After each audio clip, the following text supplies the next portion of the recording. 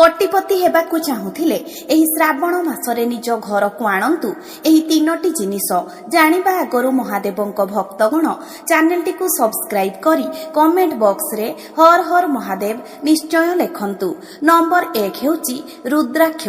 रुद्राक्ष किंबा रुद्राक्ष माळ गोटिए श्रावण मासरे घरकु आनी ठाकुर घरे रखी पूजा करिबा द्वारा महादेव प्रसन्न होइथांती।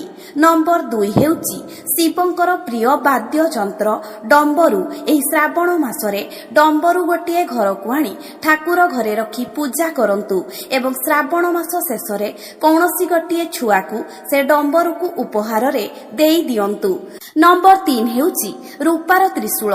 रूपार छोट त्रिशूल गोटिए श्रावण मासरे घरकु आनी पूजा करंतु किंबा रूपार त्रिशूल आनी आपण शिव मंदिर रे दान कले महादेव आपणक डाक निश्चय सुनिबे।